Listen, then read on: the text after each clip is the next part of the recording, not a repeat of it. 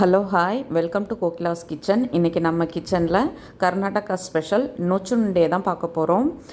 இது வேறு எதுவும் கிடையாது, நம்ம ஊர் அடை தான். அவங்க உருண்டையாக பிடிச்சி ஆவியில் வேக வச்சு செய்கிறாங்க. நம்ம தண்ணியாக கரைச்சி தோசைக்கல்லில் ஊற்றி நல்லா முறுமுறுன்னு சாப்பிடுவோம். ரெண்டுமே டேஸ்ட்டு நல்லா தான் இருக்கும். வாங்க எப்படி செய்கிறதுன்னு பார்க்கலாம். ஆனால் இது நெய்யோடு சாப்பிடும்பொழுது இன்னுமே நல்லா இருக்குது. அடைக்கு தேவையான அனைத்து பருப்புமே சேர்த்துக்க போகிறோம். நான் சின்ன டம்ளர் அளவு 3/4 டம்ளர் அளவு கடலப்பருப்பு, அதே அளவு பாசிப்பருப்பு, அடுத்து துவரம் பருப்பு, உளுந்து மட்டும் மற்றதை விட கொஞ்சம் கம்மியாக சேர்த்துக்கோங்க.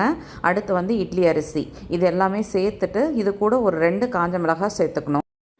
இப்போது நம்ம இந்த அரிசியை ஃபஸ்ட்டு நல்லா வாஷ் பண்ணிவிட்டு நல்ல தண்ணியில் ஒரு 3 மணி நேரம் இதை நல்லா ஊற வைக்கலாம். 3 மணி நேரத்துலேருந்து 4 மணி நேரம் வரைக்கும் கூட நல்லாவே ஊற வச்சுக்கலாம். ஊற வச்சுட்டு நம்ம மிக்சியில் அரைக்க போகிறோம். தண்ணி விடாமல் தான் அரைக்கணும். ஃபஸ்ட்டு இதை நம்ம ஊற வச்சு எடுத்துக்கலாம். 3 மணி நேரம் ஆயிடுச்சு. நல்லா எல்லாமே ஊறியாச்சு. இப்போ நான் தண்ணி எல்லாம் வடிகட்டி எடுத்து வச்சுருக்கேன். இப்போ நம்ம மிக்ஸி ஜாரில் தண்ணி இருக்கிற தண்ணியும் இல்லாத நல்லா வடிச்சிட்டு அதில் சேர்த்துக்கணும். ஏன்னா தண்ணியாக இருந்தால் நமக்கு அந்த கொழுக்கட்டை மாதிரி பிடிக்க வராது. அதுக்காக தான் நான் தண்ணியை இருத்துக்கணும்னு சொல்கிறேன். இப்போ இந்த காஞ்ச மிளகாய், அரிசி எல்லாத்தையும் மிக்சியில் போட்டு இது கூட கொஞ்சம் தேவையான அளவு உப்பையும் சேர்த்து நல்லா கொரகொரப்புக்கும் அடுத்த ஸ்டேஜ் வரைக்கும் அரைச்சிக்கணும். ரொம்பவும் நைஸாக இருக்கக்கூடாது, அதே மாதிரி ரொம்பவும் கொரன்னு இருக்கக்கூடாது. ஒரு ரவை பதம் அந்த அளவுக்கு நம்ம அரைச்சி இதை எடுத்துக்கணும்.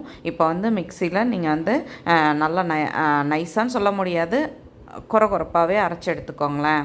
இங்கே பாருங்கள், அந்த பதம் உங்களுக்கு தெரியுதா? இந்த ஸ்டேஜில் அரைச்சிக்கிட்டோம்னா அது நல்லா வருது. ஏன்னா லாஸ்ட்டாக சொல்கிறேன் அது ஏன்னு சொல்லிவிட்டு. இப்போ மாவு அரைச்சாச்சு. இப்போ அரைச்ச மாவை நம்ம பாத்திரத்தில் சேர்த்துக்கலாம். இப்போது இதில் நம்ம என்னென்னலாம் சேர்க்க போகிறோன்னா, பொடியாக கட் பண்ண இஞ்சி, பச்சை மிளகாய். இப்போ பாருங்கள், ஃபஸ்ட்டு உப்பு சேர்த்துக்கலாம். உப்பு சேர்த்துட்டு நான் சொன்னேன் இல்லையா, இஞ்சி, பச்சை மிளகாய், மல்லித்தழை, அடுத்து பொடியாக கட் பண்ண வெங்காயம், கொஞ்சமாக சீரகம், இது எல்லாத்தையுமே இதில் சேர்த்து இப்போ ஃபஸ்ட்டு நல்லா மிக்ஸ் பண்ணிக்கலாம். லாஸ்ட்டாக இதில் கொஞ்சம் துருவின தேங்காயும் இதில் நம்ம சேர்த்துப்போம். இப்போ வெங்காயமும் தேங்காயும் எந்த அளவுக்கு சேர்த்துக்கிறோமோ அந்த அளவுக்கு டேஸ்ட்டு சூப்பராக இருக்கும். இப்போ நம்ம தேங்காய் ஃப்ரெஷ்ஷாக திருவின தேங்காவை சேர்த்துட்டு இதை நல்லா மிக்ஸ் பண்ணிக்கலாம். உப்பு கரெக்டாக பார்த்து சேர்த்துக்கோங்க. இதை தண்ணியை விட வேணான்னா அந்த வெங்காயத்தில் இருக்கிற தண்ணியே உங்களுக்கு இதுவாக வந்துடும்.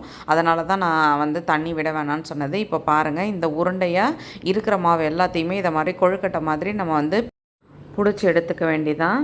இப்போ பாருங்கள், குட்டி குட்டி உருண்டையாக இதை மாதிரி எல்லாத்தையுமே நீல வாக்கில் பிடிச்சி எடுத்தாச்சு. இது நம்ம ஆவியில் தான் இப்போ வேக வைக்க போகிறோம். ஸோ பாத்திரம் சூடாகிடுச்சு. தண்ணி போட்டு நான் தண்ணியை சூடு பண்ணிவிட்டேன். இப்போ இந்த மாதிரி ஒரு பிளேட் மாதிரி ஏதாவது ஒன்று எடுத்துக்கோங்க. ஸ்டீம்டு பிளேட் ஏதாவது ஒன்று எடுத்துகிட்டு அதில் கொஞ்சமாக எண்ணெயை அப்ளை பண்ணிவிட்டு, இல்லைனா இட்லி பாத்திரத்தில் கூட வச்சு வேக வைக்கலாம் தான்.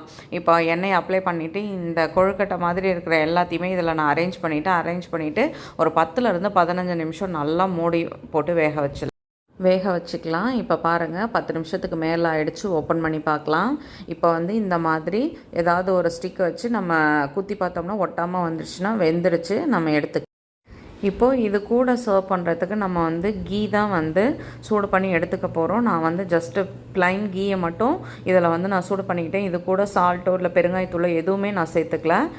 வெறும் கீயை மட்டும் சூடு பண்ணி எடுத்து வச்சுருக்கேன். உங்களுக்கு இது கூட கீயோடு சாப்பிட்றது பிடிக்கும்னா நீங்கள் இந்த மாதிரி கீ வச்சுக்கோங்க. அப்படி இல்லைன்னா எனக்கு இதெல்லாம் செட் ஆகாதுங்க அப்படின்னு நீங்கள் ஃபீல் பண்ணிங்கன்னா என்ன மாதிரி சட்னி யூஸ் பண்ணிக்கோங்க. நான் தேங்காய் சட்னியும் கூட ரெடி பண்ணியிருந்தேன். சப்போஸ் இது பிடிக்கலன்னா அதை வச்சு சாப்பிட்டுக்கலாம் அப்படின்னு சொல்லிட்டு. ஆக்சுவலாக இது ரெண்டுமே நல்லா தான் இருந்தது. நான் லாஸ்ட்டாக சொல்கிறேன்னு சொன்னேன் இல்லையா, கொரகொரப்பாக அரைச்சிட்டு நம்ம அதை சப்போஸ் நமக்கு செட் ஆகாது பிடிக்கல அப்படின்ட்டுனா உதுத்து உப்புமாவாக பண்ணிக்கலான்றது தான் என்னோடய பிளானு.